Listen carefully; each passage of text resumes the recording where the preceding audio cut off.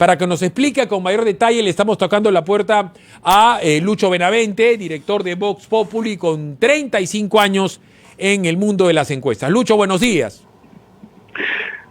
Buenos días, Filip. 25, solo 25 añitos, Filip. Ah, caramba, te estaba confundiendo con Bengolea en la televisión.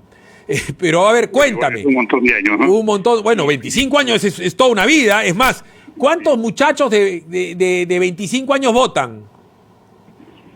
A ver, no tengo el número a la mano, pero puede ser tal vez unos 5 millones que no pasan de 25 años. Correcto, y hay chicos que votan por primera vez y hay mucha gente joven que no está del todo informada. A ver, cuéntame, ¿qué te ha parecido este último desempeño según Datum? A ver, ¿qué veo en esta encuesta? Primero, que el número de indecisos sigue bastante alto, hay un 37% de indecisos. Segundo, que hay un fuerte crecimiento de Lezcano y López Aliaga. Ellos dos en enero sumaban 5 puntos, hoy suman 20 puntos. Entonces, esa subida es a costa de la caída de... Ellos han quitado votos a Forsyth, a Urresti, a Acuña, a Ollantumala, ¿no? que tenía un poco más de lo que tienen ahora, y en parte han sacado también de los indecisos. En el caso de Johnny Lezcano se nota claramente que ha detenido el crecimiento de Verónica Mendoza. Ella causó cierto impacto hace pocos días con una encuesta de IEP que le daba 9% de votos, pero en las otras encuestas ella no pasa del 5 o 6%, de manera que 6% en el caso de Datum en esa encuesta. Eso es por la subida evidentemente de Johnny Lezcano. Luego también Hernando de Soto se estanca por la misma subida de López Aliaga, ¿no? De alguna manera ellos resultan ser competencia directa. Hay un dato interesante sobre el voto fidelizado, porque Datum pregunta intención de voto y luego pregunta por la decisión de voto, que es una pregunta muy interesante. Entonces, hay quienes dicen que ya decidieron que no van a cambiar de opinión. Y quien tiene un mayor porcentaje de ese voto, que le podríamos llamar voto fidelizado o con una mayor fidelización, con un mayor compromiso, es López Aliaga. Mientras que los otros que van adelante tienen un porcentaje de voto en proceso que todavía no está consolidado. Eso es interesante a favor de López Aliaga. Por otro lado, lo que yo podría llamar la derecha populista, que no está en su mejor momento, pero que ha sido lo que más ha dominado la política electoral peruana en los últimos 30 años, hoy en día es bastante competitiva y está perdiendo votos. Entonces mi pregunta es, ¿quién va a aprovechar esos votos? Aparentemente eso también podría beneficiar a López Aliaga si que sabe dirigirse a ese sector de emprendedores. Otra cosa muy clara en la encuesta, pues no es muy claro que va liderando Lezcano con 13%, que más o menos sería un 18% de voto válido, pero no es un liderazgo como en otras oportunidades en que a un mes el que iba adelante tenía 30, 35 o 40% claro, de voto, como fue el 2016 con Keiko Fujimori, ¿no? Y también me llama la atención bastante que en el segundo lugar hay un sextuple empate, Filip. López Aliaga, Forsyth, Keiko, Mendoza, de Soto y Urresti tienen entre 4 y 7 puntos, ¿no? Claro, con tendencias diferentes, ¿no? Exactamente, las tendencias son diferentes, ¿no? O sea, López Aliaga tiene un crecimiento de 110%, de 3 a 7 es un montón, y Johnny Lezcano tiene de 9 a 13, que es 45%, mientras que Forsyth cae 30%, Keiko cae un poquito, Vero cae un poquito, de Soto sube un poquito. Háblame de tendencias, te ruego lo expliques al público. Sí, ahora es cierto, quienes tienen la tendencia en su vida son Lezcano y López Aliaga, y la tendencia es lo que más se debe observar en una encuesta, no las cifras congeladas en el momento, no, sino lo que viene de atrás, que es lo que proyecta. Y eso me dice que ambos están en crecimiento y no hay ninguna encuesta que diga que ese crecimiento se ha detenido, sigue en crecimiento. El mayor crecimiento relativo, el mayor crecimiento porcentual es de López Aliaga y luego de Lezcano, ¿no? Pero es mucho mayor el de López Aliaga. Luego, en los otros candidatos ocurre una de dos cosas. O están estancados, como Keiko Fujimori, Mendoza, Hernando de Soto, o están en caída, de acuerdo con esa encuesta, como sería el caso de Forsyth o Urresti. Ellos estarían en caída, mientras que Keiko, Mendoza, de Soto estarían estancados. Entonces, siempre una encuesta, lo interesante es ver las tendencias, ¿no? Ahora, y esto, pues... Sí, no, te pregunto por Julio Guzmán y Salaverry. O sea, Julio Guzmán 4-5-3-3, Salaverry tiene un 2-2-2-2-2. Te pregunto por ellos dos. Sí, el caso de Salaverry es muy estable, ese 2, y no le veo mayor espacio para tomar un impulso. Incluso su mejor voto segmentado no está precisamente en el norte, como uno podría esperar, sino más bien en las regiones del centro del país, sin incluir Lima. Y el caso de Julio Guzmán sí está en caída y no tiene mucho brillo su candidatura, no está generando entusiasmo, esa palabra es clave en un proceso electoral, ¿no? Más aún cuando sabemos que el voto es fundamentalmente emocional, que el candidato despierte entusiasmo, sea activo, sea dinámico, y eso sí está pasando con Lezcano y López Aliaga.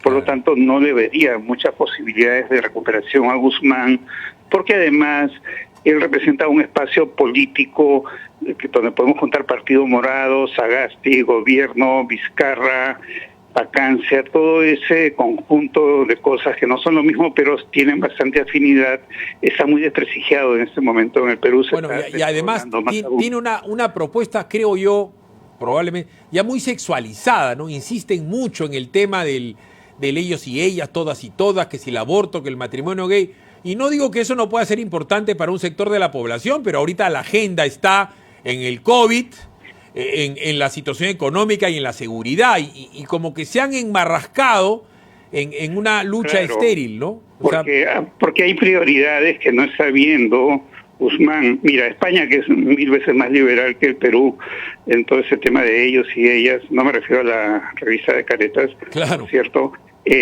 Rubalcaba, cuando se enfrentó a Rajoy hace unos años, creo que el 2012, estaba con una agenda de libertades, ¿no? Del aborto. Claro, no le llamaba aborto, le llamaba suspensión del embarazo, para usar una frase menos impactante, menos negativa, ¿no? Aborto es una palabra fuerte. No hablaba de eutanasia, hablaba de suspensión de la vida de manera voluntaria y asistida, en fin, ¿no? Pero ese no era el tema de los españoles. Los españoles tenían 26% de paro, estaban desesperados. Claro. El desempleo juvenil estaba en 40 y tantos %. Los sueldos estaban en el suelo.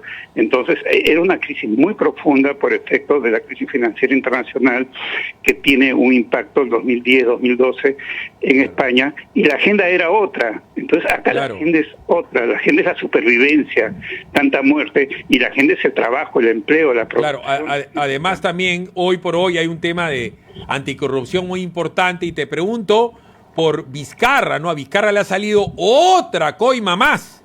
Entonces, yo creo que Vizcarra lo que está haciendo es tirando al suelo lo poco que tenía Salaverry. Muy probablemente Salaverry tenga menos de 1%, lo cual implica que ni con la curvita del voto válidamente emitido llega a tener curules, y Vizcarra sería un paria, ¿o no?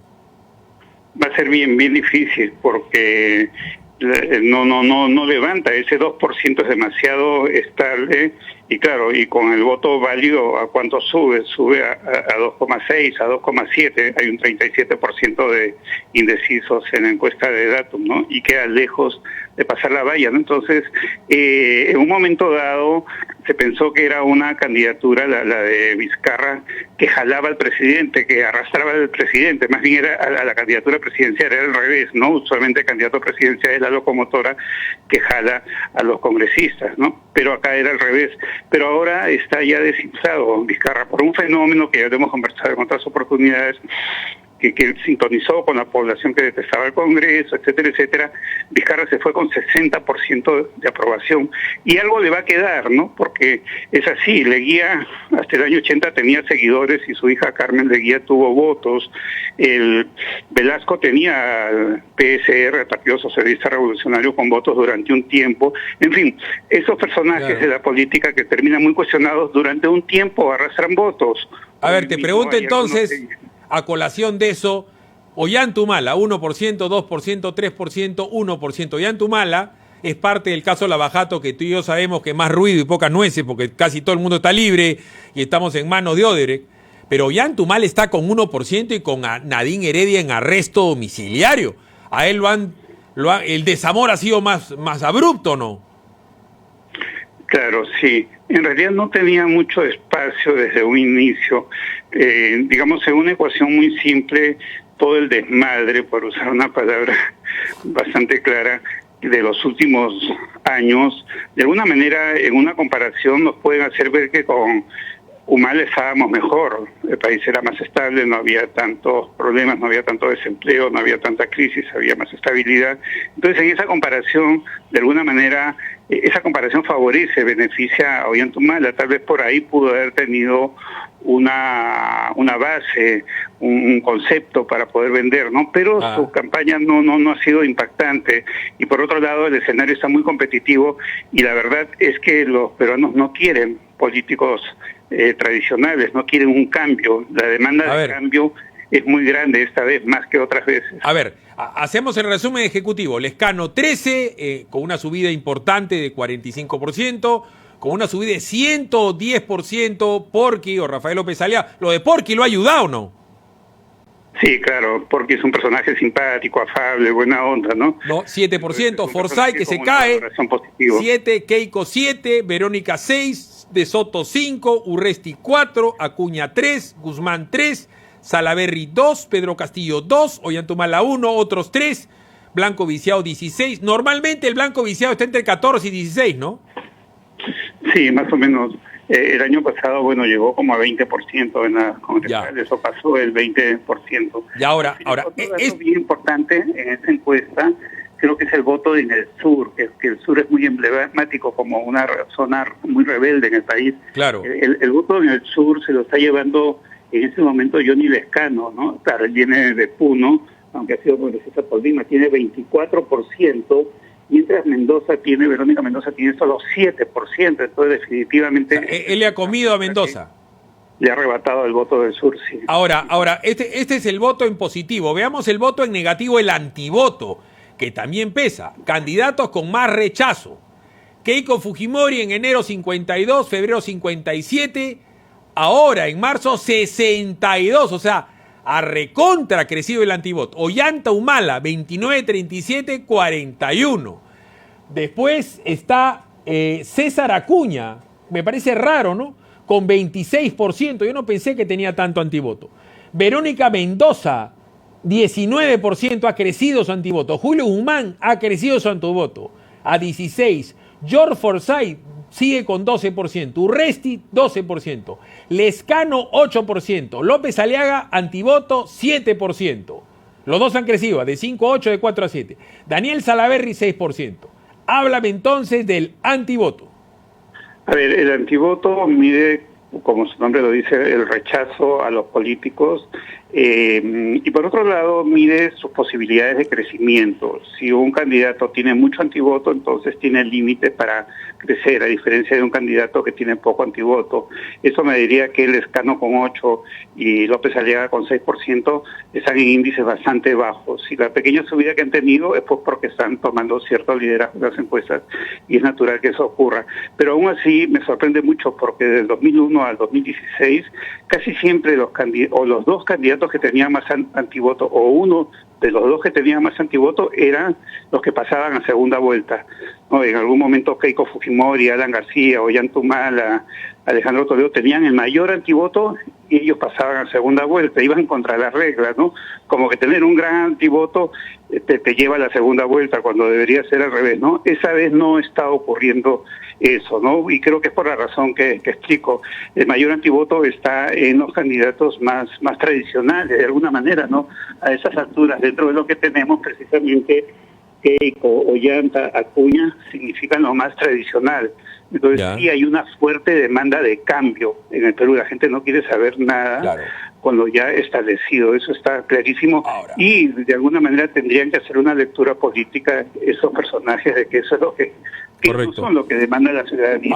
Ahora bien, Lucho, esta encuesta de Datum es simplemente preguntas, ¿no? Con respuesta asistida, porque tienen una lista.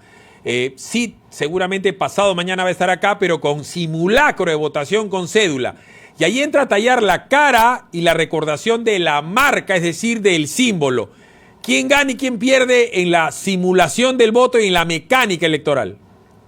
Ya, yo creo que eso le favorece al Lescano. AP y la Lampa son símbolos que llevan 60 años en el escenario político peruano y son muy, muy reconocibles, ¿no? En cambio, Renovación Popular es una frase que probablemente muchos no sepan que es el partido de Rafael López Aliaga. Él tendría que hacer una campaña muy fuerte de vincular su candidatura con Renovación Popular y con el símbolo. Mira que yo ando metido en política y no sé cuál es el símbolo de Renovación Popular, Philip. Con eso te digo todo, ¿no? Hay necesidad de un posicionamiento de marca, ¿no? Porque eso es lo que va a marcar, valga la redundancia, el elector. Ha sido muy amable con nosotros, Lucho Benavente. Buenos días, Philip. Muchas gracias por la invitación.